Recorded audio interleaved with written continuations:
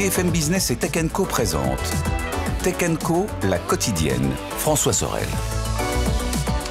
Un grand bonsoir à tous et à toutes. Merci d'être avec nous, 19h31 sur BFM Business. Bienvenue dans Tech & Co, la quotidienne. Vous le savez, chaque soir, on passe un petit bout de la soirée ensemble, de 19h30 à 21h, pour plonger dans toute l'actu tech. Encore une fois, un grand bienvenue avec au sommaire ce soir, dans ce Tech & Co de ce mercredi. Eh bien, on va parler d'Apple. Apple qui investit de plus en plus en Chine, malgré les tensions géopolitiques. Et on le sait, la volonté de Donald Trump de se désolidariser de la tech chinoise. Eh bien voilà, Tim Cook est à contre-courant finalement. Tiens, une bonne nouvelle pour nos amis londoniens. Dans quelques mois arriveront à Londres les robotaxis Waymo. C'est une petite révolution après leur succès aux États-Unis. Et puis on parlera aussi de Medusa tout à l'heure. C'est un nouveau câble internet sous-marin bien sûr qui va relier l'Europe à l'Afrique du Nord. Et on recevra tout à l'heure un porte-parole d'Orange qui viendra nous expliquer tout cela parce que Orange, véritablement un savoir-faire concernant ces câbles sous-marins de l'Internet qui nous permettent de nous connecter où que l'on soit sur la planète. Un grand merci d'être avec nous. Bienvenue, c'est parti, c'est Tech & Co. Tech & Co, la quotidienne, le débrief de la tech. Voilà, Tech & Co sur tous les écrans, un peu partout d'ailleurs, aussi dans vos oreilles. Vous savez que Tech & Co, c'est un podcast audio. C'est aussi une émission en direct à la radio, à la télé, chaque soir, du lundi au jeudi. Et c'est aussi un replay sur YouTube. On en parlait avec notre camarade Nicolas Guillon. Salut Nico. Salut François. Animateur du podcast Comptoir IA. Et voilà, on salue tous ceux qui nous regardent, qui commencent à regarder Tech & Co sur la chaîne YouTube de Tech & Co. Et n'hésitez pas au passage à laisser vos petits commentaires. Je fais mon YouTuber. à cliquer sur j'aime et puis à vous abonner aussi à la chaîne Tech & Co. Sonnez la cloche. Sonnez la cloche. Ben voilà, vous voyez, écoutez, c'est comme ça, on est sur tous les médias et c'est plutôt cool. Nicolas est avec nous, mais nous avons aussi ce soir Fanny Bouton. Salut Fanny. Bonsoir François. Responsable du programme Startup d'OVH Cloud et tu es une spécialiste du quantique aussi au sein d'OVH. Merci d'être là. Et Zoé Moll nous fait l'amitié aussi d'être parmi nous ce soir. Bonsoir Zoé, investisseur chez Balderton Capital.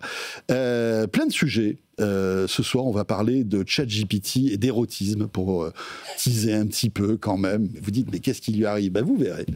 ChatGPT va se mettre à des conversations IA un peu olé, on va dire. Ça va arriver dans quelques mois et c'est Sam Altman qui l'a annoncé. Mais pour débuter, on va parler d'Apple. Apple qui est entre le marteau et l'enclume en visite en Chine. Donc aujourd'hui, Tim Cook s'est engagé à renforcer ses investissements. Un savant numéro d'équilibriste puisqu'il s'engage dans le même temps à augmenter sa production aux États-Unis et à multiplier ses partenariats hors de Chine. On écoute ce reportage et on revient juste après. Reçu par le ministre chinois de l'Industrie, Tim Cook a été prévenu. Il faut davantage collaborer avec les fournisseurs locaux. Un avertissement difficile à intégrer pour Apple qui cherche dans le même temps à dérisquer sa production en Chine. Tim Cook s'est engagé auprès de Donald Trump à produire davantage aux États-Unis en y investissant 600 milliards de dollars sur 4 ans et à diversifier ses fournisseurs hors de Chine depuis le Covid. Résultat, l'Inde monte en puissance dans la fabrication d'iPhone destinés au marché américain. La Malaisie et la Thaïlande servent-elles de base de production pour les Mac et prochainement, selon Bloomberg, c'est le Vietnam qui devrait fabriquer les prochains iPads et un nouvel appareil de domotique. Dans ces conditions, et pour ne pas froisser la Chine qui est quand même son deuxième marché, Apple semble avoir trouvé la parade et s'engage à associer les entreprises du pays à ses chaînes de production hors de Chine. Sur son nouveau produit, par exemple, l'assemblage final, les tests et le conditionnement seront assurés par BYD, selon Bloomberg, le géant chinois de la tech qui devrait aussi être associé à la fabrication du prochain iPad au Vietnam. Eh bien voilà, parce que en fait tout ça c'est très simple. Apple ne peut pas se passer de l'industrie chinoise pour fabriquer ces centaines de millions d'iPhone, ces dizaines de millions d'iPad, etc. Enfin, aujourd'hui, c'est impossible. Alors, même si la pression géopolitique est intense, même si Tim Cook, on le sait, essaie petit à petit d'investir en Inde ou dans d'autres pays pour fabriquer quelques pourcents d'iPhone ou de tablettes ou d'AirPods, voilà, la Chine, aujourd'hui, est incontournable. Ce qui est intéressant, c'est que c'est un message qui va à contre-courant de l'ambiance actuelle entre eux. On le voit, Donald Trump et le chef d'État chinois. Les relations sont plutôt tendues. Qui veut commencer sur ce sujet? Qui ça inspire? Tiens, Fanny, je te vois. Non, mais ce qu'il y a de marrant, c'est de voir aussi ce qui s'est dit. Il a fait le fameux dîner il n'y a pas très longtemps où il devait investir plusieurs centaines de milliards aussi aux États-Unis. En effet, il y a un peu une dichotomie politique de comment je fais pour continuer à marcher avec mes partenaires qui font ma production, et puis comment je suis la politique qu'on m'impose aussi dans mon propre pays. Il y a un moment où, bon, comme il ne va pas tarder à prendre sa retraite, peut-être qu'il peut faire des promesses qu'il n'investira pas. Non, mais en tout cas, le groupe a vraiment besoin de continuer à être en Chine et en Asie, de toute façon, on le sait. Au risque de tendre les relations avec Donald Trump, parce que je ne suis pas persuadé que Donald Trump ait accueilli cette décision, Nicolas, de manière sereine. Pas du tout. Cher François, je me souviens du dîner dont parlait Fanny à l'instant. Donald prenait vraiment Tim Cook de haut. Il disait Tim, c'est un bon gars, c'est un bon garçon, il va investir tant 500 de millions, milliards aux États-Unis. Un Tim, tu signes ici. Tu vas faire les iPhones aux États-Unis, le pauvre à côté. Comme il a fait avec Macron hier. Et on sentait que Tim Cook était quand même très mal à l'aise, qu'il n'avait pas du tout le choix, très gêné. Donc moi je pense qu'il fait un numéro d'équilibriste. Il n'a pas trop le choix, mais il risque de s'attirer le courroux de Donald Trump. Je pense que ça peut venir très vite, donc je pense que c'est dangereux. Après, tu viens de le dire, mais 80% des iPhones sont produits en Chine. 20% du chiffre d'affaires d'Apple est fait sur la Chine. Donc, il faut penser un petit peu à plus long terme, au-delà de Trump. Mais je pense que c'est une situation dangereuse. Après, pour moi, personnellement, Tim Cook, je considère que depuis Steve Jobs, il ne s'est pas passé grand-chose. Moi, j'ai un iPhone Air. Pour l'instant, j'en suis assez déçu. L'iPhone Air, okay. Le choix du cœur versus le choix de la raison. Le choix de la légèreté. Le pro. Mais tu vois, pour l'instant, j'ai des gros soucis. Ça veut dire que je ne peux pas passer d'appels sortants. Avec les questions de eSIM. Tu vois, donc je contourne ça en appelant avec WhatsApp, mes contacts. Waouh, non, mais ça, c'est un problème d'opérateur. Mais l'opérateur, non, c'est pas Free, en l'occurrence, c'est Apple avec cette question de eSIM. Zut. Et pour l'instant, tu vois, je suis pas hyper convaincu de ce R, même s'il est très sympa, très, très léger. Et alors, autrement, à part le fait que tu puisses pas passer d'appel sur ton iPhone, ce qui est un petit problème quand même. Utiliser WhatsApp, c'est pas mal déjà. Je peux utiliser WhatsApp. Et après, non, tu vois, c'est en fait un produit qui est quand même moins bon que celui que j'avais avant. Tu vois, j'avais un 16 Pro Max. Mais ça, tu t'en doutais. Je m'en doutais. J'ai accepté ce défi-là. Mais bon, donc moi, je pense que Tim Cook, Apple, et vous connaissez mon discours ici sur l'IA, c'est un sujet fondamental. Ils sont à la ramasse, complètement dans les choux. Là, il fait l'équilibriste. Fanny nous disait qu'il pensait à sa retraite. On commence à parler de successeur. Donc pour moi, tout ça, pour une entreprise qui était, il n'y a pas si longtemps que ça, la plus capitalisée au monde, c'est pas des très bonnes nouvelles. Ouais. En tout cas, surveillez bien le Bon Coin, parce que si vous voyez un Nicolas qui vend un iPhone Air, il y a de fortes chances pour qu'il soit passé dans Tech & Co un mercredi soir. Zoé. Je pense qu'il y a quand même quelque chose à dire sur le fait qu'ils aient diversifié leur chaîne de production. Avant 2022, 100% de leur iPhone était fabriqué en Chine. Ouais. Ensuite, on est passé à 7% en Inde. Ils ont investi en Inde et ils projettent d'avoir 20 à 25% qui sont produits en Inde. Donc ça, moi je trouve ça c'est super impressionnant. On parle de volume très très très important. À côté de ça, le numéro d'équilibriste fonctionne plutôt bien jusqu'à maintenant. Apple a été exempté des taxes que d'autres producteurs de hardware, etc. Qui étaient de 30%. Et maintenant, entre 130 et 150% avec cette guerre commerciale. Et malgré tout, Tim Cook entretient de très bonnes relations avec le gouvernement chinois. Oui, et avec le gouvernement américain. Donc, voilà. Même si il n'a pas l'air à l'aise pendant ce dîner, je pense qu'il y avait peu de gens qui étaient à l'aise pendant ce dîner. C'était un dîner extrêmement étrange. Zuckerberg n'était pas à l'aise non plus. Même lui. Donc voilà, moi je pense qu'il fait Tim Cook, faut pas oublier son passif. Son passif, c'est qu'il a sauvé Apple grâce à sa à sa connaissance très fine des supply chains, de comment s'assurer qu'on maintienne une marge intéressante avec une opération avec tellement de hardware, ce qui est très très très difficile. Comme on dit, hardware is hard, beaucoup plus difficile que le logiciel.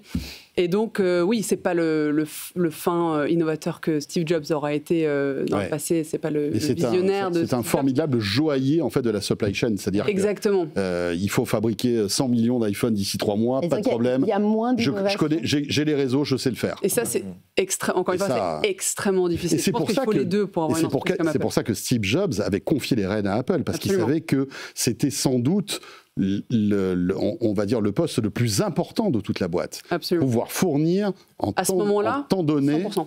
Un temps donné des dizaines ou des centaines de millions de produits. C'était un cycle d'optimisation en effet de tout le circuit et de pouvoir rendre la boîte encore plus rentable, d'économiser tous les coûts qui sont nécessaires avec une fluidité totale. Mais par contre, c'est vrai que là, on sent que le cycle il commence à être long et que l'innovation pêche. Et après, en effet, c'est comment ne pas être dépendant d'un seul pays. On a vu la Chine avec tous les problèmes géopolitiques que ça pouvait avoir de rester qu'en Chine. Mais ils sont allés en Inde. On a vu aussi les déboires au début des chaînes de production. Et ils se sont bien rendus compte que la qualité n'était pas là. Mais est-ce qu'elle était là en Chine au tout début? Non, mais c'est ça qui est intéressant. Mais sauf que les gens n'ont plus envie d'attendre comme avant. On voit bien innover. Avant, on avait le droit d'échouer, on refaisait.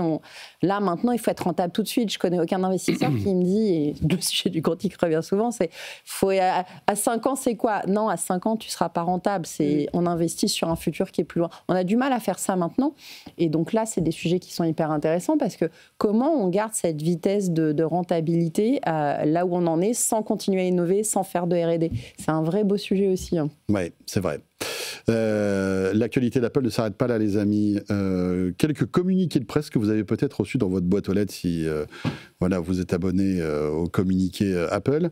Apple qui, eh bien vous savez quoi, contre toute attente, a mis à jour son Vision Pro.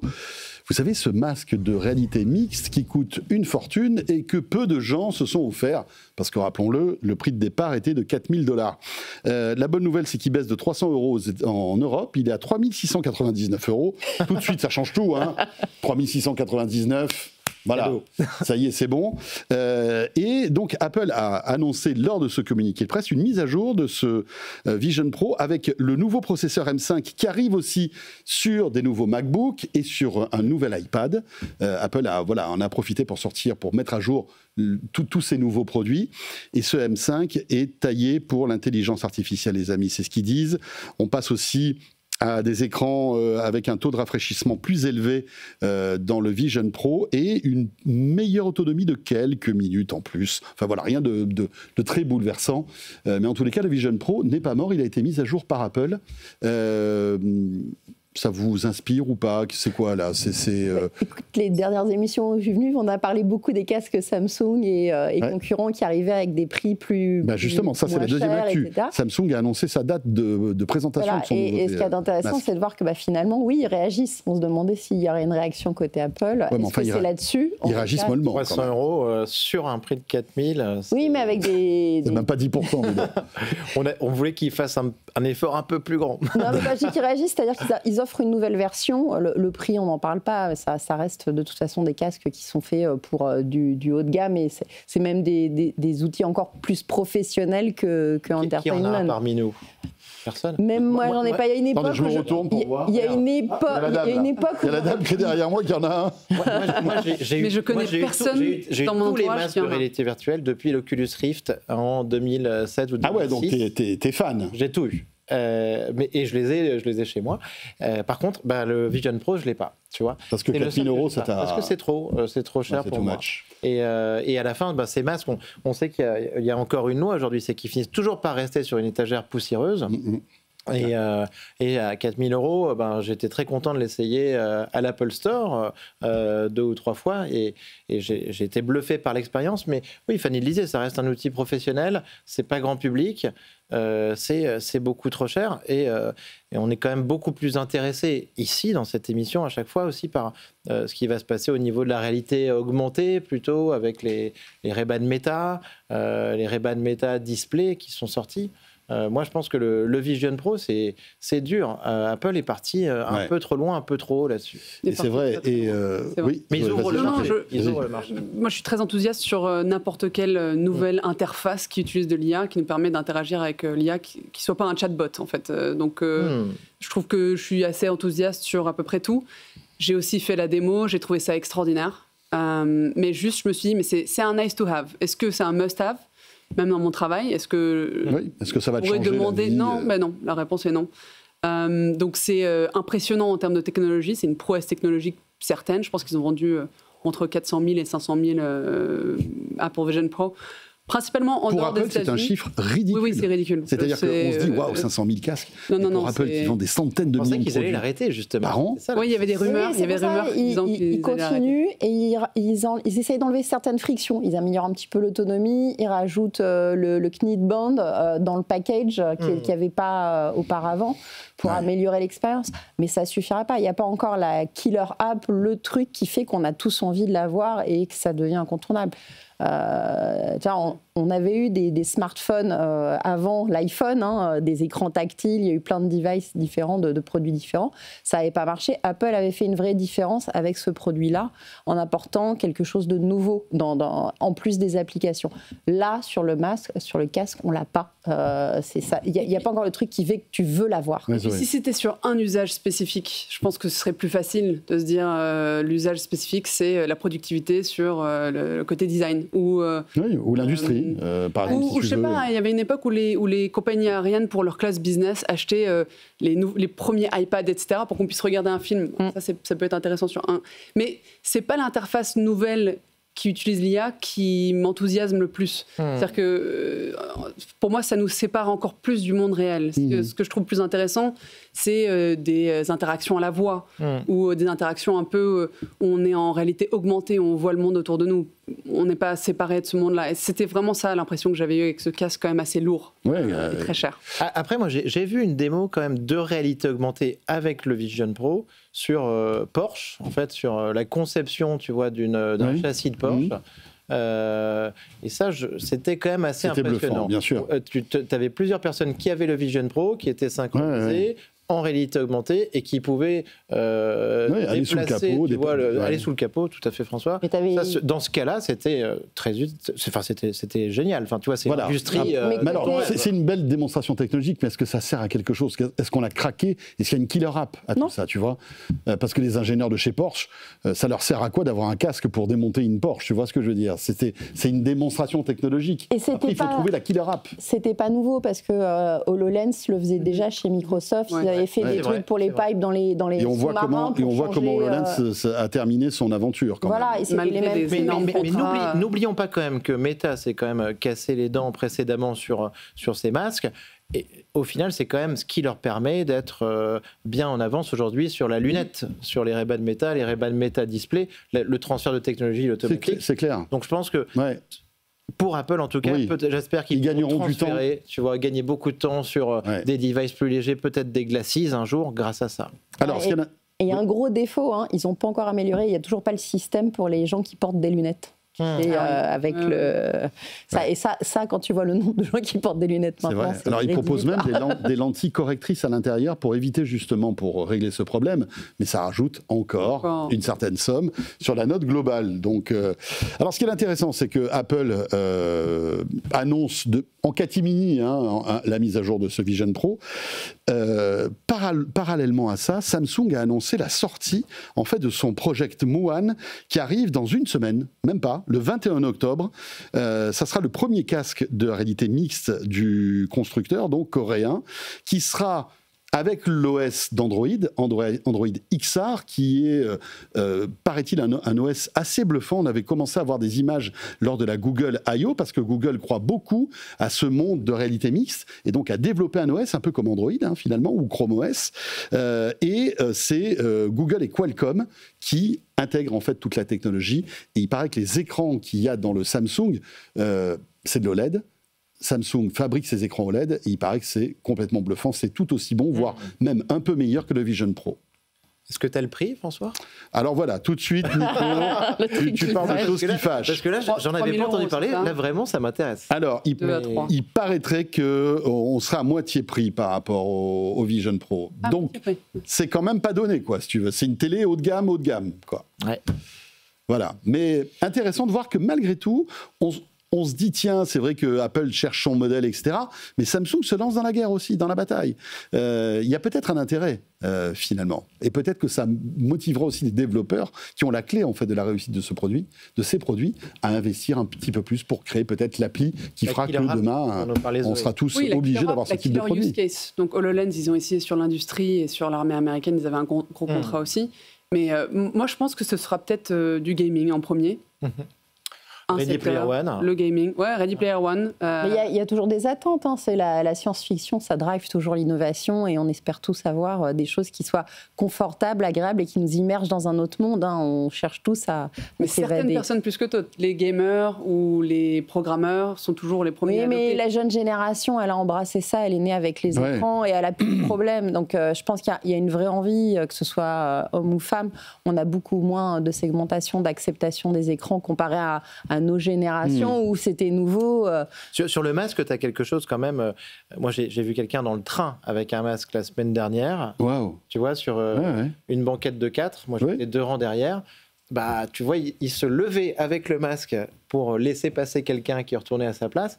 Mais ça fait un peu bizarre. Hein. Oui. C'est-à-dire qu'il voyait malgré tout, il n'était pas isolé de son environnement et il devait se regarder une série ou un film. Oui, tout à fait. Ça, c'est le top quand même. Ça, c'est pratique. Mais bon, le problème, c'est que tu te fais remarquer, quoi. Ça fait un peu bizarre. Ça fait un peu bizarre. Ouais, la première fois que tu vois quelqu'un avec ses iPod avec le premier écran, tu sais. Moi, je me rappelle de la première fois que j'ai vu quelqu'un, c'était dans un avion. Quelqu'un a maté un film sur un tout petit écran. Je me dis, mais ça, c'est le futur. J'en veux un. Est-ce que tu te dis, j'en veux un quand tu vois le mec avec son énorme casque qui a une migraine à la fin? Un peu moins, je pense. Je me dis, c'est bizarre à ce moment-là. Ouais, mais il paraît que c'est une expérience audiovisuelle impressionnante quand même. Oui, c'est sûr. Hein. Tu vois, tu es installé dans ton siège et tu as un écran qui, à l'échelle et de la taille d'un écran de cinéma, tu vois, avec tes AirPods pour avoir un son intéressant, il paraît que c'est quand même assez bluffant. Je pense que ça te permet d'être dans un Transavia et d'avoir l'impression d'être dans un IMAX.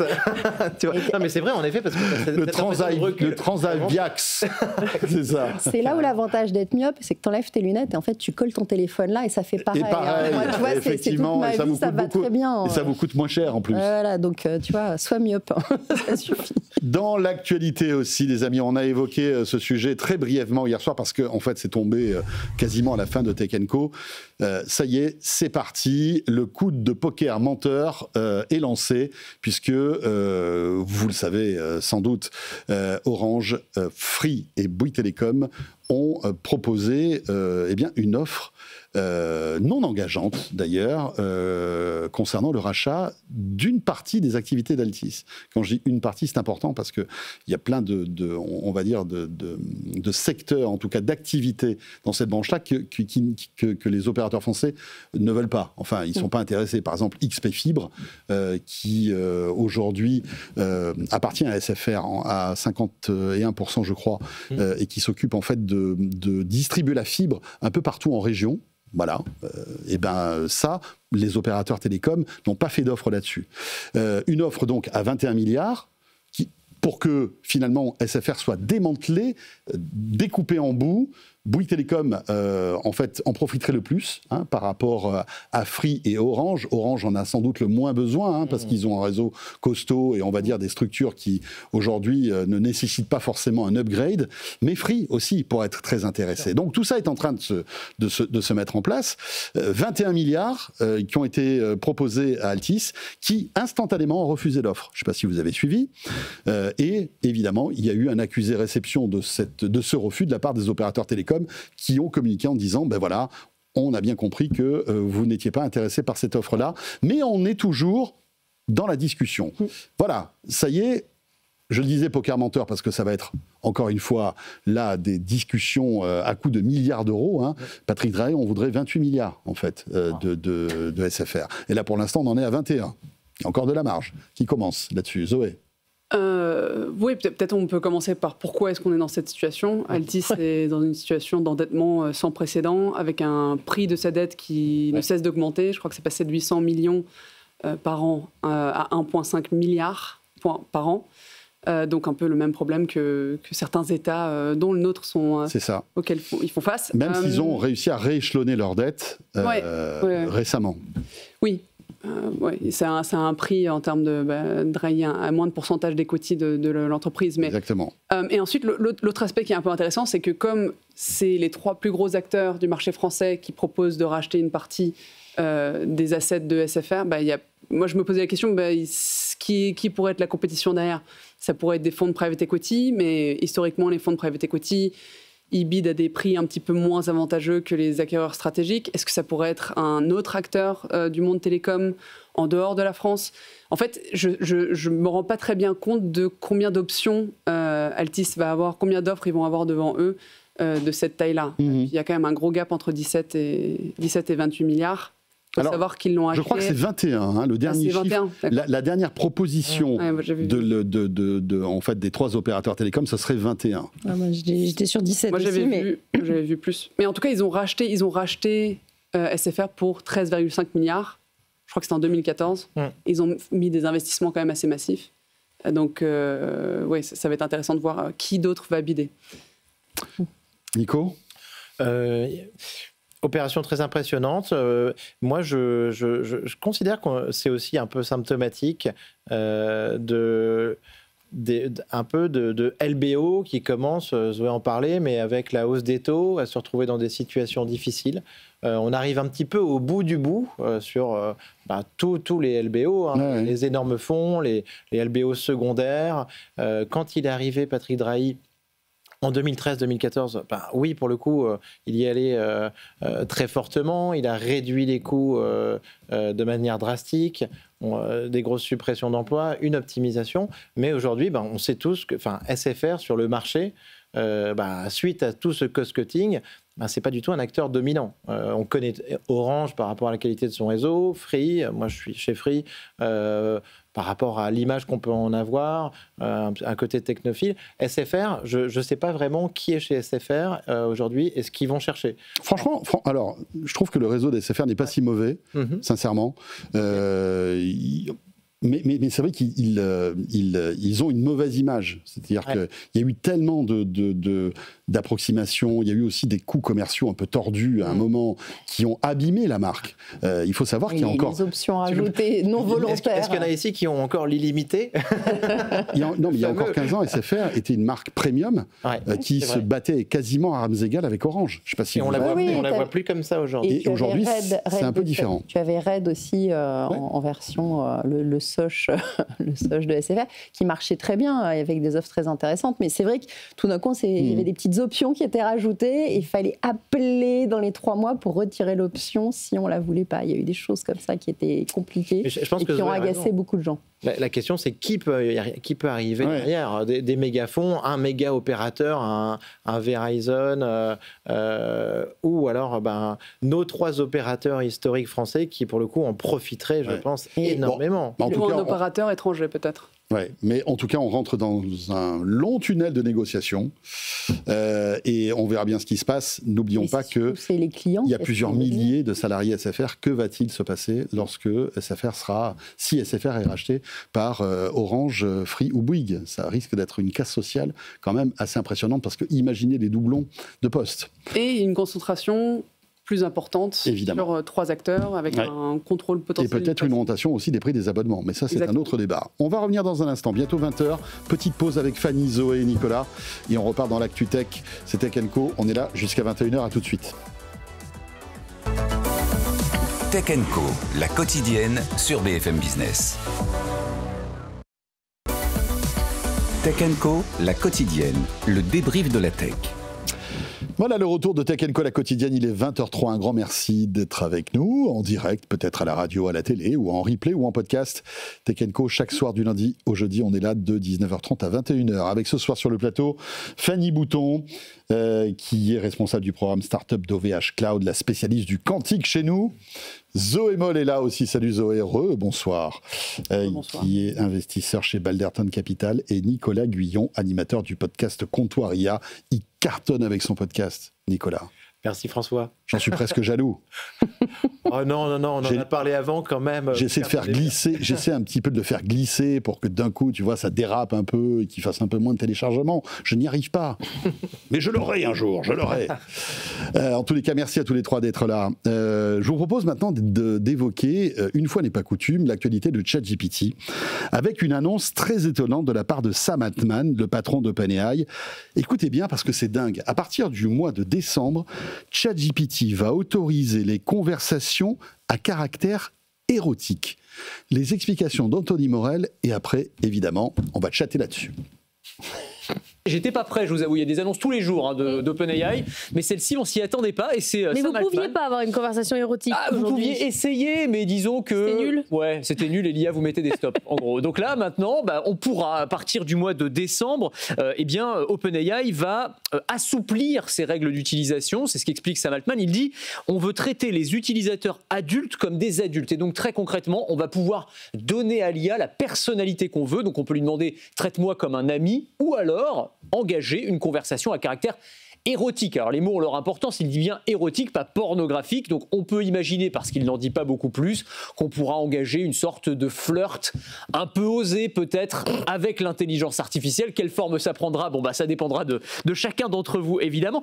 C'est quand même assez étonnant, c'est-à-dire cette idée de pouvoir simuler une relation amoureuse virtuelle avec l'intelligence artificielle, ça va évidemment poser énormément de questions, notamment. Mais c'est ce que les gens veulent, ils veulent être dépendants de leur intelligence artificielle. C'est exactement ça. En fait, il y a un marché, c'est toujours pareil, OpenAI c'est une entreprise et le client, l'utilisateur, c'est ce qu'il demande, il veut du compagnonnage émotionnel. On le voit dans les usages, ils ont fait une étude il y a quelques semaines qui montrait que 2% des usages c'était des usages à caractère intime. Alors intime, ça veut dire qu'on va utiliser l'IA pour lui poser des questions qu'on n'aurait même pas osé poser à notre meilleur ami. On utilise l'IA non plus seulement comme un outil, mais comme un confident, un ami, un ou une petite amie. Je dis on, c'est une généralisation abusive évidemment, mais il y a une frange en tout cas de la population et des utilisateurs qui font ça. Voilà, alors c'est quand même, c'est pas un poisson d'avril, hein, les amis, je vous le dis tout de suite, parce que déjà on n'est pas en avril, mais c'est dingue, cette histoire-là. On pourra donc avoir des discussions un peu osées, visiblement en décembre, sur ChatGPT. Alors, on ne sait pas trop comment ça va marcher, parce que Anthony le disait, si vous êtes mineur, vous n'allez pas commencer à compter fleurettes, pour rester poli, à ChatGPT. Donc il y a des problèmes aussi de vérification de l'âge. Il y a aussi un problème de modèle économique. Est-ce que ça sera payant, le fait d'avoir des discussions un petit peu plus avec ChatGPT? Je vais toutes les faire ce soir, je vous le dis. Hein. Elles vont toutes passer. Ce qui est amusant, c'est qu'en plus, Sam Altman a annoncé ça sur X. Donc franchement, il fallait le faire quand même. C'était plutôt amusant. Qui commence là-dessus? Toi qui suis bien l'actualité de l'IA, est-ce que c'est une info qui te surprend ou pas, Nico? Alors, ça ne me surprend pas du tout. En fait, je suis surtout surpris que ça arrive seulement maintenant. Parce que pour moi, il y a une espèce de tabou sur cet usage de ces compagnons IA. On parle souvent des applications business, on parle du temps que ça nous fait gagner, de préparer nos vacances, mais les gens les utilisent aussi comme des compagnons. Et je pense qu'il est temps, c'est important de parler de ces relations qu'on peut avoir avec l'IA. Et je fais une vraie distinction entre une relation de compagnon et une relation amoureuse. Mais là, justement, avec ces fonctionnalités érotiques, ça vient un petit peu brouiller les cartes. Mais je pense que ChatGPT se veillant une application généraliste qui touche quand même 800 millions d'utilisateurs hebdomadaires, 10% de la planète, ils ne peuvent pas se priver de ces conversations et se dire, tiens, nous, sur ce terrain-là, on n'est pas là, alors que Grok propose ça depuis des mois et des mois avec Elon Musk. Donc en fait, on sait très bien ce que ça va être. Hein. Il suffit de regarder ce que fait Grok. Et derrière, alors je ne sais pas, pas du tout. Tu as testé Grok j'ai déjà version bien sûr. Coquine. Voilà. J'ai testé, on a des, comme tu dis, François. Des discussions bizarres quand même. Après, tu vois, tu chattes avec un avatar qui est sous la forme d'une anime, d'un manga un petit peu japonais. Mais par contre, il n'y a pas de filtre, ce que veut Elon Musk. Donc par rapport à ça, moi je trouve ça normal. ChatGPT veut être l'application pour tout. Donc, et il le dit très bien, traiter les adultes comme des adultes et pas comme des enfants. Et par rapport à ça, il faut... je trouve que c'est plutôt une bonne chose, en tout cas, que cette application puisse répondre à nos demandes, à nos envies. On est d'accord que le comité éthique d'OpenAI, qui était quand même le fondement même de cette société, là, il est complètement en PLS. il est par terre, allongé, il est mort. On est d'accord. Zoé, non? Je ne sais pas si c'est là-dessus. Moi, je suis plutôt de l'avis, c'est un peu old school, mais en fait, ça dépend de quelle image tu veux avoir en tant qu'entreprise. Si OpenAI veut vendre à des sociétés, à des entreprises, et historiquement, c'est là où il y a le plus d'argent dans le monde logiciel traditionnel, bah, c'est compliqué d'avoir ça comme produit phare. Alors, OpenAI, c'est le seul des providers de LLM, de modèles, à avoir une base de B2C, donc un business model qui est vers le consommateur final directement et pas vers une entreprise. Donc, dans cet esprit-là, Sam Altman fait la même chose que ce qu'il conseille à toutes les startups quand il était chez YC, le fameux incubateur.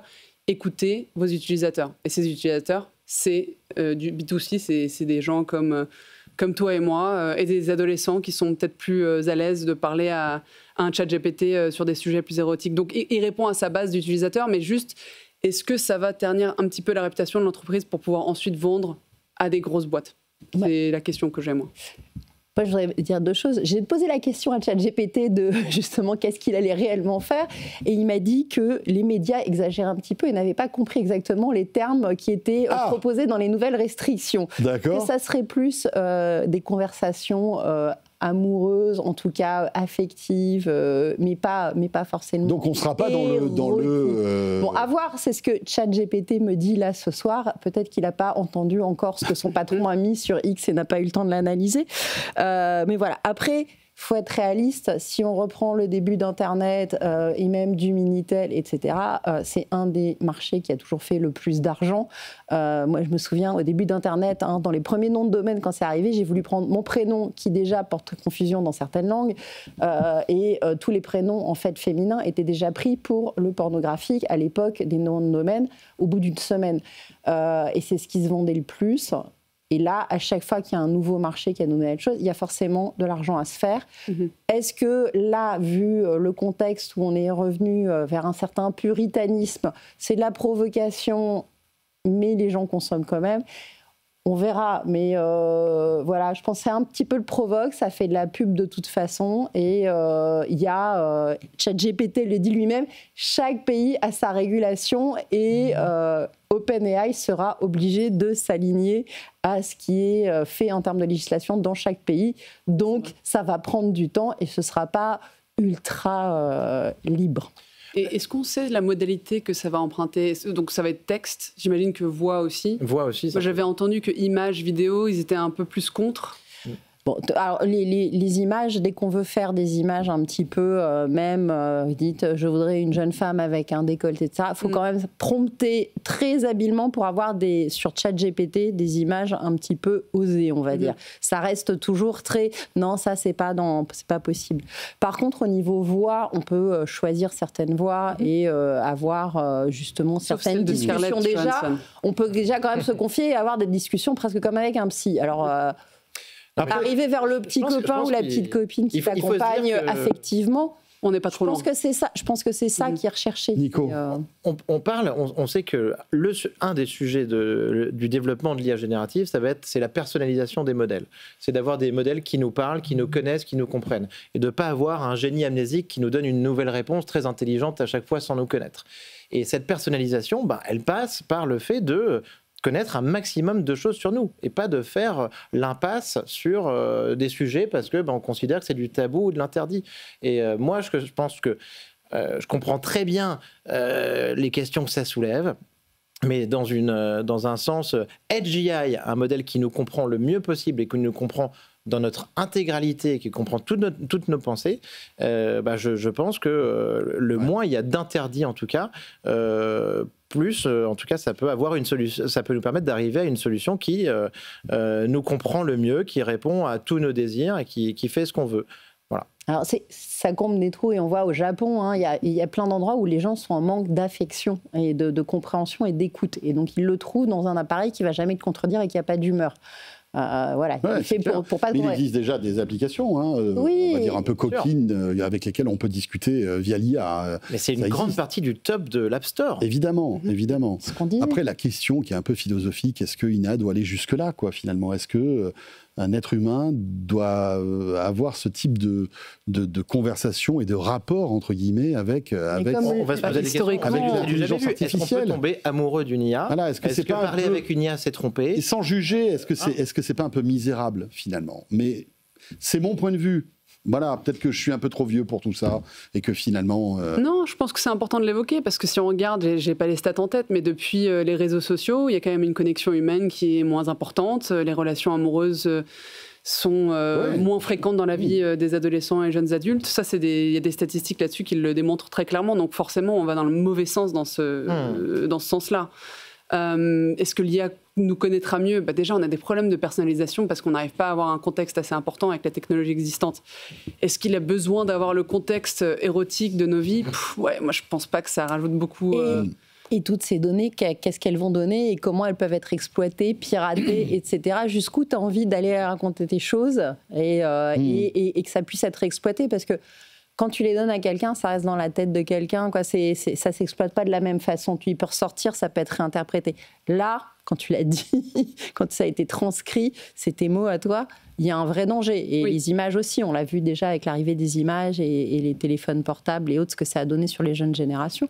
Il y a un vrai sujet là-dessus. Parce que c'est bien de vouloir être accompagné. Moi, j'étais la première à en rêver des robots, Nono le petit robot, le truc qui m'accompagnerait et qui serait mon compagnon de vie pour échanger toute la journée.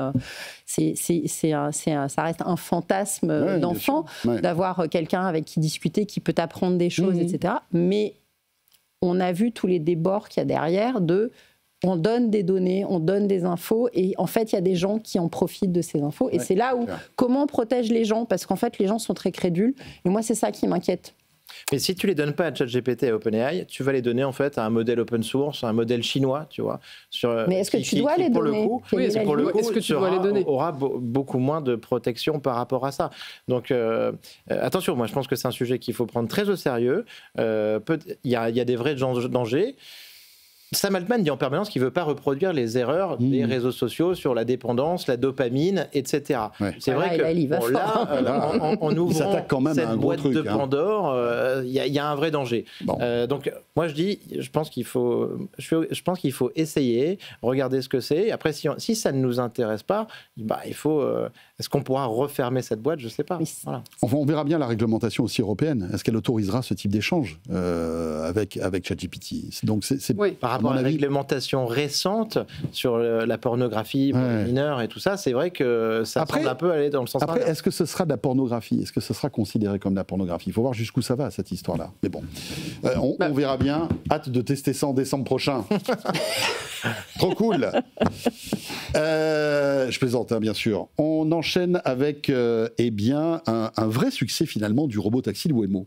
Parce que quand on fait le point en fait, sur cette technologie, les taxis Waymo ont fait près de 4000 fois le tour de la Terre quand même.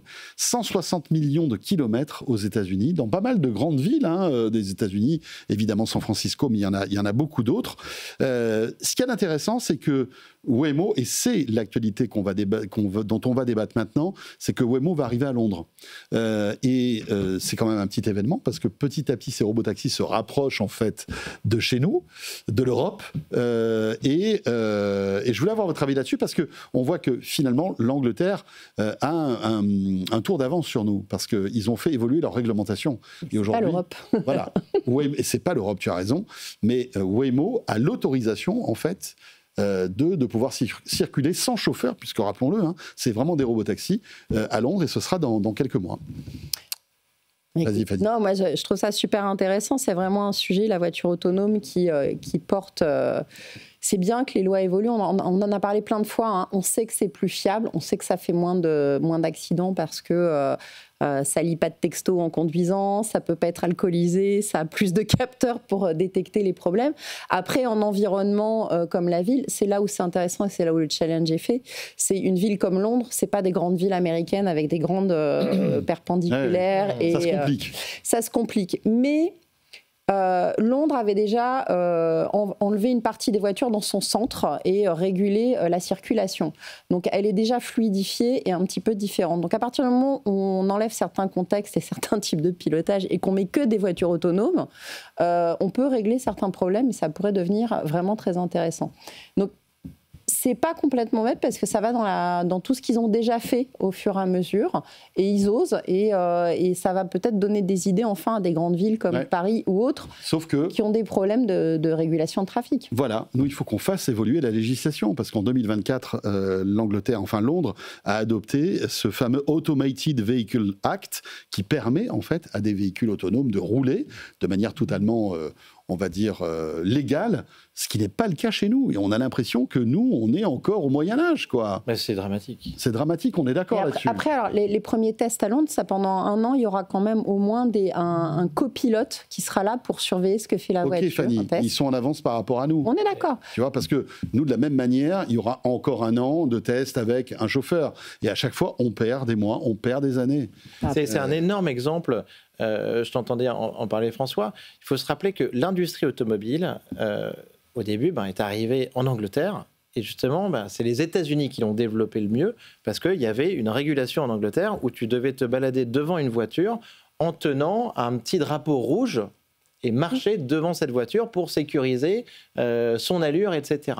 Et ça, en fait, tu vois, cette régulation, ça a complètement bloqué le développement de l'industrie automobile en Angleterre. Et c'était il y a 150 ans. Pour que les États-Unis l'emportent, là, en fait, moi, j'ai peur qu'on se retrouve dans la même situation. Donc, je pense qu'il y a une urgence par rapport à ça. Waymo, ça, sincèrement, c'est plus de 10 millions de courses. Fanny l'a dit, tous les risques sont bien inférieurs. Il faut absolument aller dans ce sens-là. Pour moi, c'est une urgence. Et j'ai vu, il y a une vidéo qui circule aussi sur X, sur Twitter.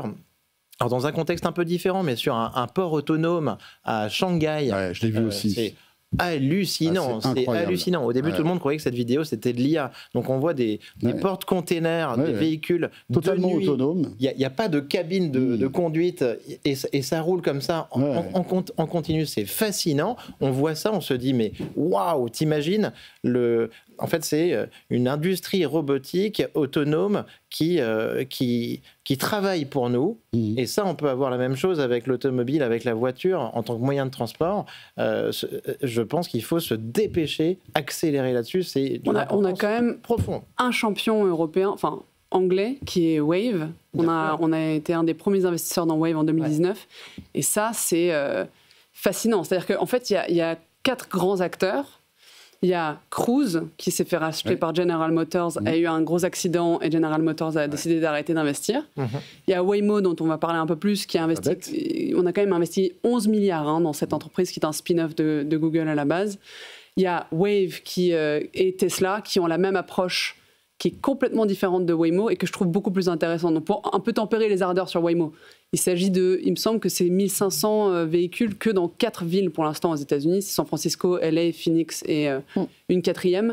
Et la façon dont ça fonctionne, c'est on va donner une cartographie et toutes les règles de conduite, beaucoup de règles codées en dur au modèle Waymo. Et ensuite, ces voitures équipées d'équipements très lourds et sophistiqués et très chers comme le lidar et d'autres sensors, vont ensuite savoir conduire dans une ville spécifique et vont savoir conduire jusqu'au niveau 4, c'est-à-dire de manière complètement autonome.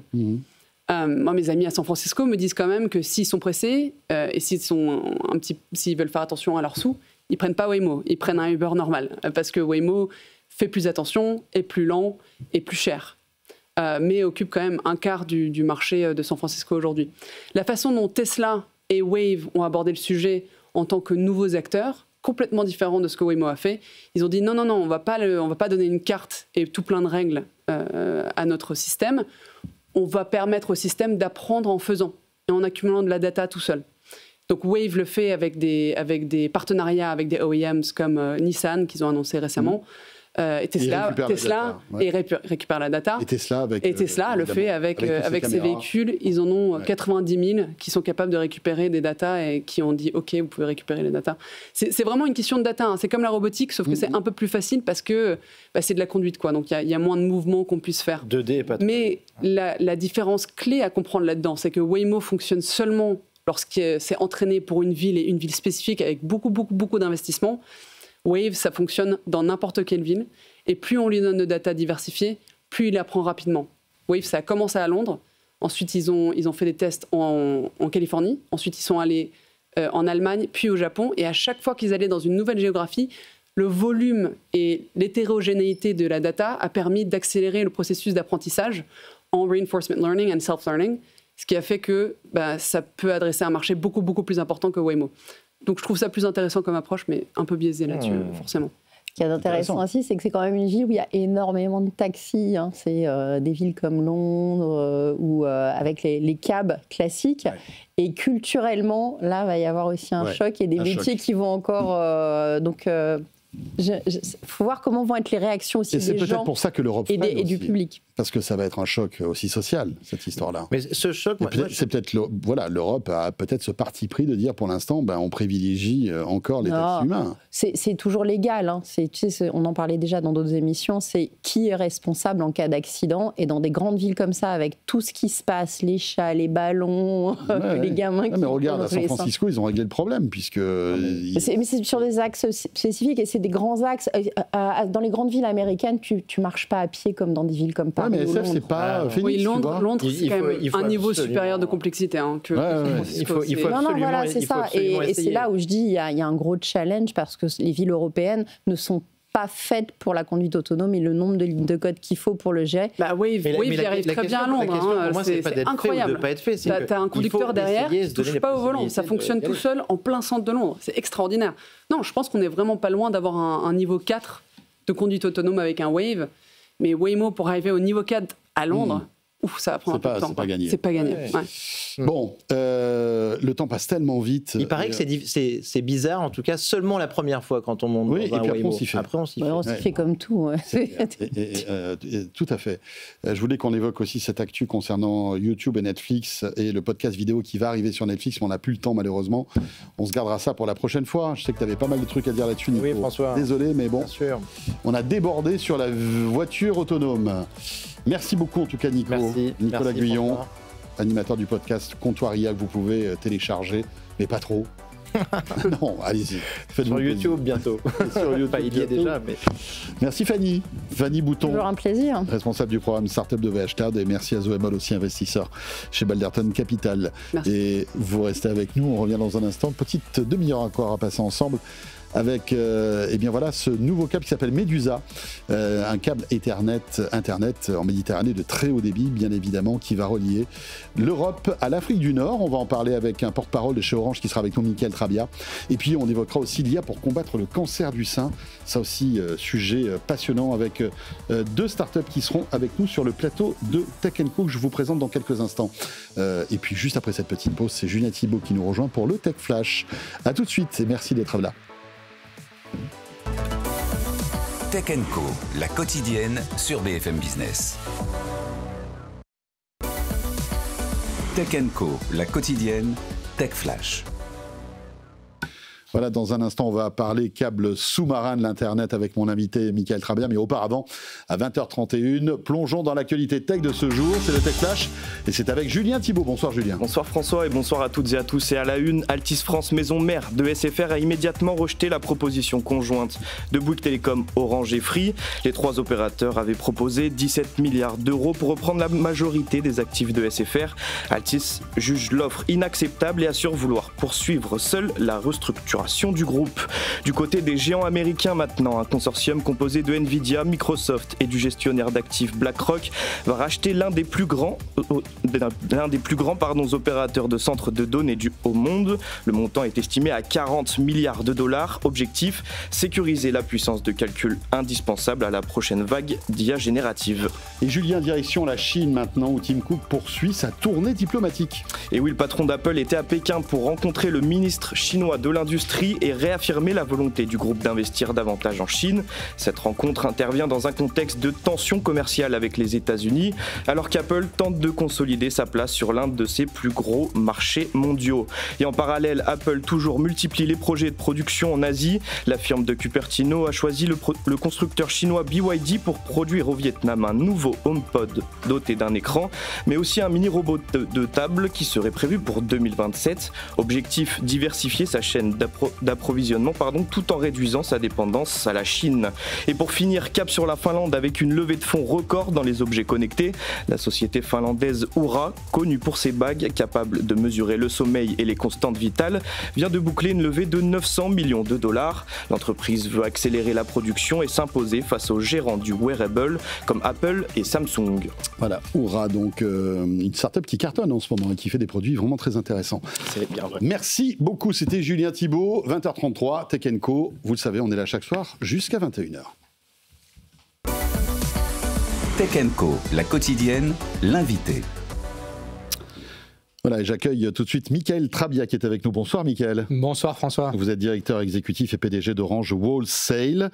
Qu'est-ce que ça veut dire Wholesale en fait, dans le contexte chez Orange? Alors le Wholesale, votre job c'est quoi finalement? Notre job, nous on est l'une des divisions du groupe Orange et notre job c'est de construire et d'opérer les infrastructures mondiales du numérique. Donc on gère des câbles sous-marins, de la fibre optique longue distance, on est sous les mers, on est sur terre, on est dans les airs aussi, avec nos antennes, avec Totem, et puis on a aussi des téléports satellites. Donc c'est toutes les infrastructures qui permettent à tous ceux qui nous regardent en fait, de nous écouter, parce que tout passe par le numérique aujourd'hui. Oui, tout passe par le numérique et tout passe, quasiment tout, Mickaël, par des câbles sous-marins qui sillonnent en fait les océans.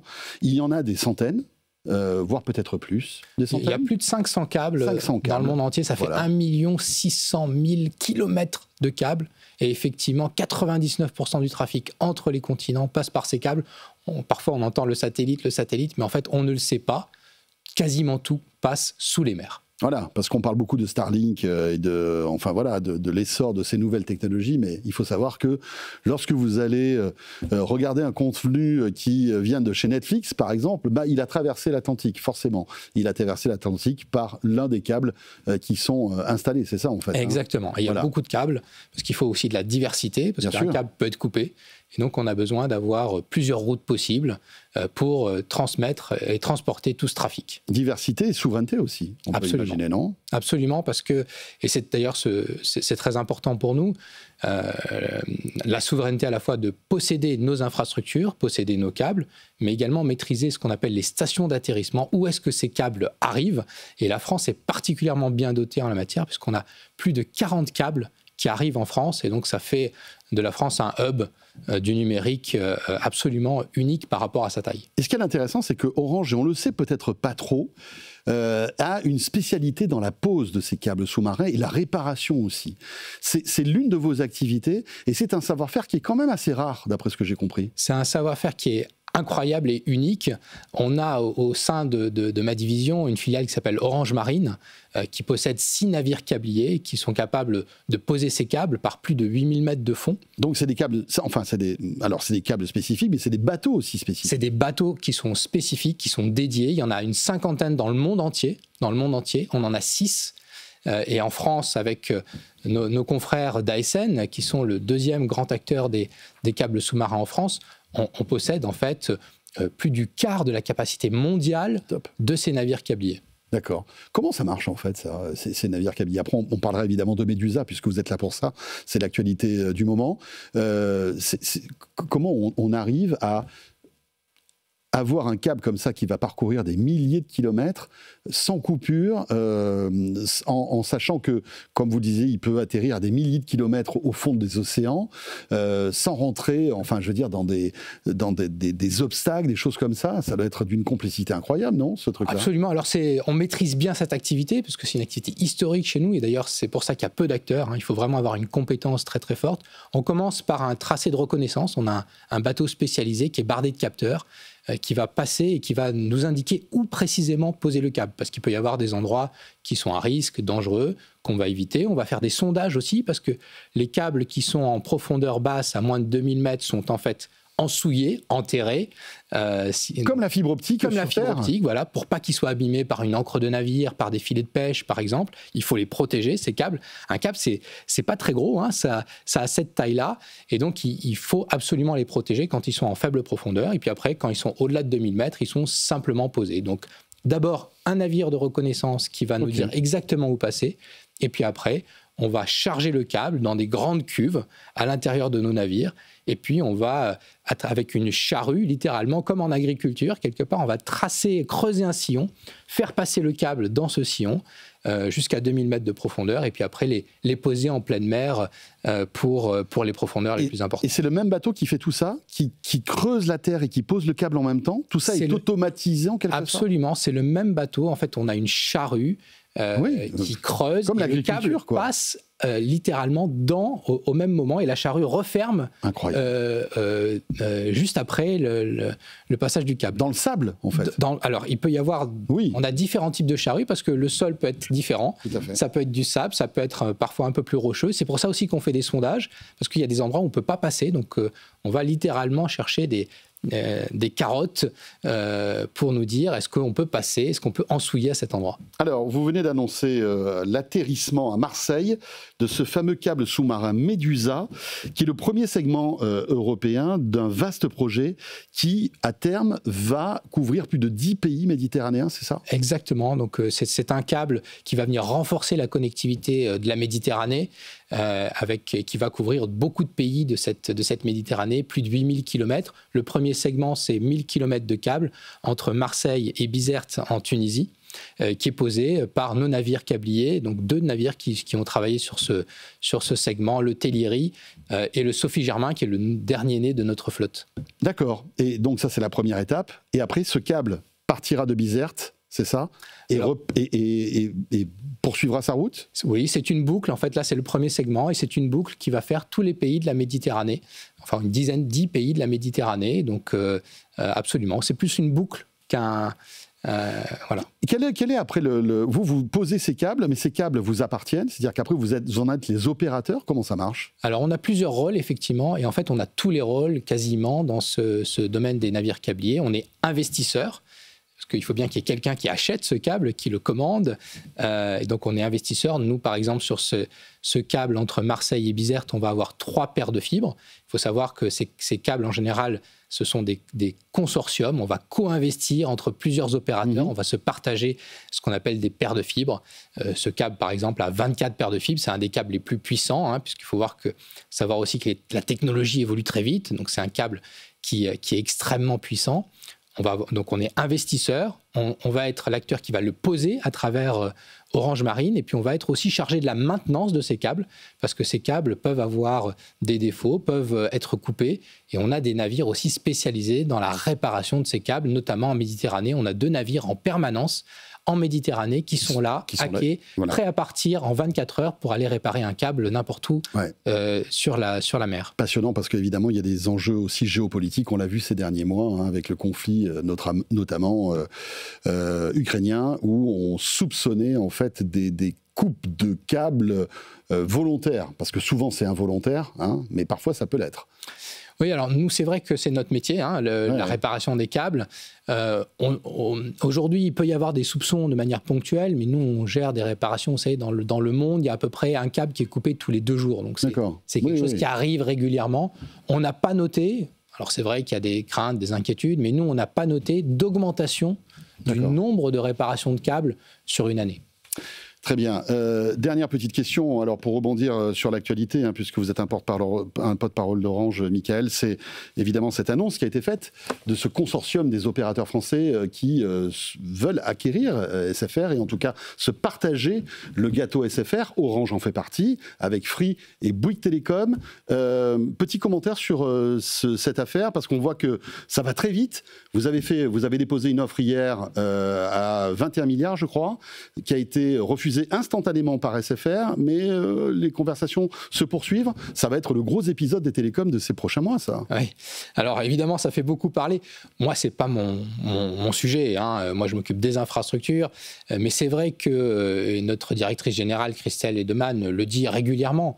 Si on veut pouvoir investir dans les infrastructures du numérique, si on veut pouvoir déployer de la fibre, si on veut pouvoir être à l'état de l'art en matière de cybersécurité, investir pour l'intelligence artificielle, eh bien, on a besoin d'avoir les moyens pour le faire. Et c'est vrai que construire une autoroute l'une à côté de l'autre, ça n'a pas beaucoup de sens. Et donc, consolider le marché, c'est vrai que ça fait du sens, notamment en France. Ouais, même si vous êtes sans doute l'opérateur qui en a le moins besoin finalement, parce que vous avez un réseau qui est mature, enfin vous avez le plus de clients possible, etc., etc. Mais vous participez malgré tout à ce consortium. Oui, c'est une offre conjointe, vous l'avez dit, de 3 opérateurs, on en fait partie. Voilà, on verra bien comment tout ça va évoluer. Un long épisode qui vient de débuter. Merci beaucoup, Michael Travia. Vous êtes directeur exécutif et PDG d'Orange Wholesale. Merci d'être passé par le plateau de Tech & Co. Merci beaucoup. Et tout de suite, direction la rédaction du site Tech & Co et de BFM Tech avec Kesso Diallo qui nous a rejoints. Tech & Co, la quotidienne, la chronique techandco.com. Bonsoir Kesso. Bonsoir. Et ce soir, tu vas nous parler de Waymo qui va faire rouler ses robotaxis dans Londres dès l'année prochaine. Et oui, jusqu'à présent, les robotaxis de Waymo, ils sont réservés aux États-Unis, mais ça va changer dès l'année prochaine parce que Waymo ça va se lancer à l'assaut de l'Europe, mais malheureusement, comme tu l'as dit, Waymo ne va pas commencer par la France, mais par Londres. Alors pour l'instant, on n'a pas de date précise. Waymo a seulement indiqué qu'il allait commencer à faire rouler proposer des trajets sans humain derrière le volant dès l'année prochaine. Mais il faut dire aussi que d'ici là, l'entreprise, elle a quand même du boulot. Elle doit quand même commencer par cartographier les quartiers de Londres, mais aussi et surtout obtenir les autorisations nécessaires pour les faire rouler. Ouais, ce n'est pas pour rien que Waymo a choisi de commencer par Londres pour son service de robotaxi, je crois. Et oui, on le sait, l'Europe, elle est en retard par rapport aux États-Unis et à la Chine, et le Royaume-Uni en a conscience. C'est pour ça que l'année dernière, Londres a adopté une législation sur les véhicules automatisés afin d'accélérer le développement de ces services dans le pays. Et cette législation, elle va faire de Londres le nouveau terrain de jeu des robotaxis, parce qu'en plus de Waymo, on a Uber qui a annoncé en juin être intéressé par le lancement de ces services, mais aussi le géant chinois Baidu et l'application américaine Lyft, qui ont présenté des plans pour lancer des robotaxis en 2026 à Londres. Voilà, et à Paris, rien du tout, c'est pas prévu. Non. Hein ? Non, malheureusement, non. J'aimerais bien, mais non. Ben voilà, écoutez, au moins, on aura encore des vrais chauffeurs en attendant, oui, la révolution. C'est peut-être mieux. Oui, sans doute, mais en attendant la révolution de la voiture autonome. Merci beaucoup, Kesso, pour en savoir plus là-dessus, bien évidemment, le site BFM Tech et Tech & Co. 20h45 pour terminer cette émission. On va parler santé avec un vrai fléau aujourd'hui, le cancer du sein. Comment la tech, en fait, peut se défendre et peut-être éviter ces cancers? On en parle avec nos deux invités. Tech & Co, la quotidienne, les invités. Voilà, pour en parler, je reçois 2 femmes passionnantes qu'on va découvrir pendant une dizaine de minutes. Hakima Berdouz, bonsoir. Vous êtes fondatrice de Hope Valley AI. Et j'accueille aussi le docteur Elisabeth Russ. Oui. Merci d'être là. Bonsoir. Elisabeth, vous êtes pathologiste à l'hôpital Paris-Saint-Joseph. Alors, on le dit, c'est vrai que le cancer du sein, c'est c'est le plus fréquent et le plus mortel des cancers chez les femmes. 2,3 millions de nouveaux cas par an dans le monde, dont 61 000 en France. Et alors, ce qu'il y a de fou, c'est que ce chiffre a doublé depuis 1990. Est-ce qu'on sait pourquoi ce chiffre a doublé? Alors, c'est le vieillissement de la population, essentiellement. Oui, tout simplement, parce que c'est vrai qu'on a une espérance de vie plus élevée. Tout à fait. Et donc, beaucoup de patientes, 25% des patientes atteintes d'un cancer du sein ont 75 ans ou plus, pour vous donner une idée. Oui. Et c'est vrai que nous, à Saint-Joseph, en fait, on traite l'ensemble des patientes du 14e arrondissement de Paris, à Saint-Joseph-Paris. Et j'utilise un algorithme d'intelligence artificielle, donc depuis peu, dans le service de pathologie. Et c'est vrai que ça va nous permettre, à nous pathologistes, qui sommes peu nombreux en France, nous sommes un peu moins de 1600 actuellement, on était 1500 il y a 20 ans, et en effet, quand on voit le doublement de la charge de travail, en fait, augmente. Et l'intelligence artificielle va nous aider dans ce domaine, parce que finalement, il faut bien que le travail se fasse et que la patiente, en fait, soit reçue en consultation pour la consultation d'annonce quand il s'agit d'un cancer mammaire. Alors, l'objectif, c'est le dépistage le plus précoce possible, hein? Oui, tout à fait. Alors nous, en fait, on utilise Cléobrest. C'est un algorithme d'intelligence artificielle d'une start-up française qui s'appelle Prima. Et on est très content à l'hôpital Saint-Joseph à Paris d'échanger et d'avoir ce partenariat avec Prima. Ça va nous permettre, en fait, d'accélérer le diagnostic, tout simplement parce que ça fait un travail beaucoup plus rapide que nous, en fait. 95% des dossiers, en fait, sont des dossiers simples. Mais ça part d'une mammographie qui va être analysée par l'IA ou est-ce que non, c'est plus compliqué ? le radiologue, comme vous voyez à l'image. En fait, le radiologue réalise une biopsie. Cette petite biopsie, vous voyez par exemple là, j'ai une lame de biopsie. C'est une lame de verre qu'on analysait en fait biopsie, au microscope. rappelons-le pour tous ceux qui sont vraiment nuls en médecine. Vous prenez un petit bout de tissu. C'est le radiologue qui fait un petit bout de tissu. D'accord. Et en fait, la patiente va être vue en consultation. On soupçonne qu'il peut être suspect, par exemple, exactement. Et nous faisons le lien entre le radiologue et, par exemple, le gynécologue qui va recevoir la patiente et réaliser la consultation d'annonce. En fait, moi, je diagnostique les cancers historiquement au microscope sur cette lame de verre. Et depuis 3 ans, à l'hôpital Saint-Joseph, nous avons des lames numérisées. On est passé donc à l'écran. Et c'est ainsi qu'on peut appliquer des algorithmes d'intelligence artificielle. Parce que sur cette lame, je ne peux pas. Vous scannez en fait votre petite lame, qui est une espèce d'écrasé de ce que de la biopsie. Tout à fait. J'essaie de schématiser au maximum. Exactement. C'est de l'anatomopathologie finalement. Voilà, exactement. Moi, je suis pathologiste. En fait, le grand public ne connaît pas bien les pathologistes parce que finalement, on n'est pas au contact des patients. C'est un métier de l'ombre. Voilà, exactement. Et on analyse, comme vous voyez sur les images, en fait, plus au microscope, en fait, à Saint-Joseph, on est pionnier dans le domaine.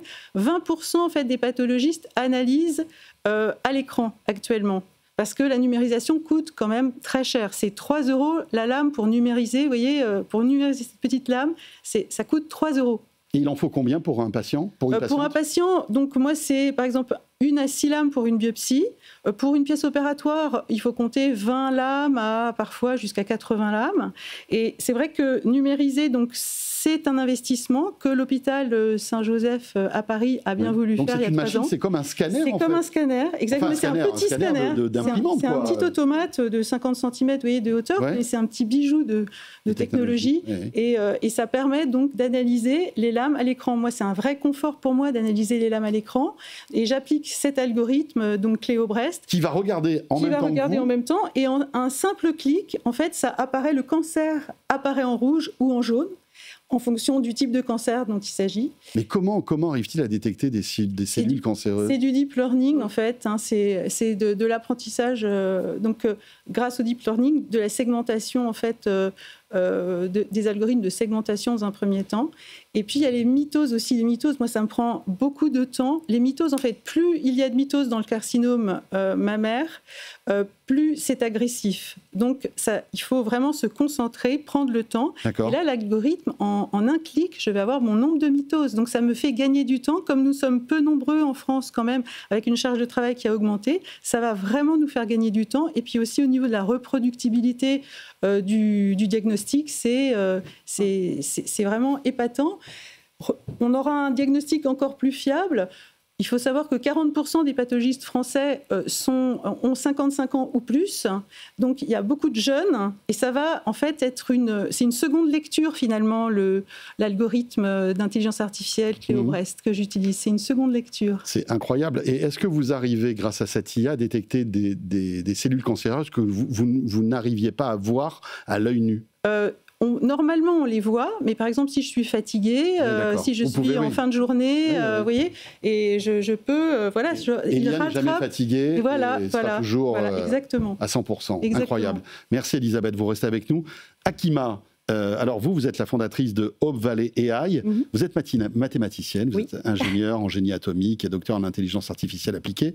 Et évidemment, vous êtes aussi sur ce sujet du cancer du sein, de l'oncologie d'une manière générale. Oui, l'oncologie. Expliquez-nous ce que vous faites avec Hope Valley AI. Voilà, tout à fait. Nous, en fait, on est une start-up spin-off CEA, INRIA, Université Paris-Saclay. Et en fait, notre technologie vient du nucléaire. Donc, en fait, contrairement à l'ensemble des start-up aujourd'hui de l'IA qui vont avoir une approche monomodale, par exemple, là, vous avez cité Prima qui, effectivement, va faire de l'IA sur les lames de pathologie. Donc, il y a d'autres start-up. Qui observe, c'est une IA qui observe quelque chose. Voilà, à l'instant T. Voilà, donc c'est vraiment monomodal à l'instant T. Et donc, à l'instant T, on va voir, en fonction de l'apprentissage de l'algorithme, quelle est la probabilité que cette image corresponde à une image d'apprentissage qui a eu le même diagnostic. Voilà. Donc c'est monomodal, mais c'est très bien et c'est important d'avoir cette approche-là par métier, par discipline. Nous, en fait, le challenge qu'on a voulu adresser, c'est de dire, en fait, si on apprenait les choses de manière horizontale plutôt que verticale et déployer une approche multimodale. Ça veut dire qu'on va développer un algorithme, non pas géant, mais ce qu'on appelle l'IA multimodale de 4e génération, qui va venir à laquelle on va apporter plusieurs types et natures de données. Ça veut dire qu'on va pouvoir récupérer des données cliniques, de la biopsie, des données biologiques, mais aussi de l'imagerie et de l'imagerie multimodale. Qui dit imagerie multimodale, donc bien sûr mammographie, IRM, échographie, etc. Pourquoi ? Parce qu'aujourd'hui, les solutions qui existent, qui sont en forme de silo, on va dire, on va analyser une information à l'instant T par le pathologiste. Effectivement, le radiologue va avoir... Comme Cléo Brest. Voilà, par exemple, effectivement, de PIMA. Oui, donc, il va y avoir, effectivement, par exemple, les radiologues qui vont avoir eux-mêmes un algorithme qui va analyser l'échographie ou la radiologie. Sauf qu'en fait, il y a beaucoup d'informations, même l'information capitale, ce qu'on appelle, chez nous, les signaux faibles. En fait, ils se cachent dans les on va dire, dans les trous dans la raquette, en fait. Voilà. Donc, et sur l'ensemble du parcours, il y a de l'information qui n'est pas utilisée. Et c'est là où notre solution intervient avec cette IA multimodale de 4e génération qui va aller prédire un risque dans le temps, de dire quel est le risque finalement de la patiente de développer un cancer d'intervalle. Donc un cancer d'intervalle, c'est un cancer qui apparaît entre 2 mammographies. Cela représente quand même 20% des cancers du sein en France et l'OMS indique un chiffre de 30%. C'est quand même important. C'est-à-dire qu'on peut voir on peut ne rien voir dans une mammographie absolument. Et se dire attention, malgré tout, statistiquement, d'ici la prochaine mammographie, on risque d'avoir un problème. Absolument. Il y a un risque significatif ou un risque augmenté qui est effectivement quelque chose qui nécessiterait, par exemple, de mettre en place une surveillance entre 2 mammographies. Ça peut être c'est le choix du médecin. Multiplier, en fait, les examens. Absolument, tout à fait. Ou bien vraiment stratifier la patiente et ultra personnaliser le parcours de la patiente. Et ça, néanmoins, la décision revient toujours aux soignants référents, puisque nous, effectivement, on est une start-up d'intelligence artificielle du numérique, donc on est des ingénieurs, donc je le rappelle souvent, mais en fait, on est là, des ingénieurs, on est là pour répondre à des besoins des médecins, des référents, et de leur apporter des solutions d'intelligence artificielle et des technologies aussi disruptives, puisqu'on intègre aussi les modèles mathématiques du risque, on intègre aussi des modèles multiphysiques, parce qu'effectivement, quand on parle d'ultrason, l'ultrason, effectivement, c'est aujourd'hui une technologie qui est utilisée en soutien à la mammographie, qui est le gold standard du dépistage organisé, bien que c'est la biopsie mammaire, effectivement, qui valide le diagnostic, qui est la référence du diagnostic. Et en fait, aujourd'hui, par exemple, quand on prend l'ultrason, ce sont des signaux, des ondes mécaniques, donc c'est des flux, c'est pas juste une image, et l'information est contenue dans cette approche multiphysique aussi. Voilà, et ça avance, la recherche avance dans ce domaine. C'est formidable. C'est formidable de pouvoir disposer de tous ces algorithmes. Ça va vraiment beaucoup nous aider.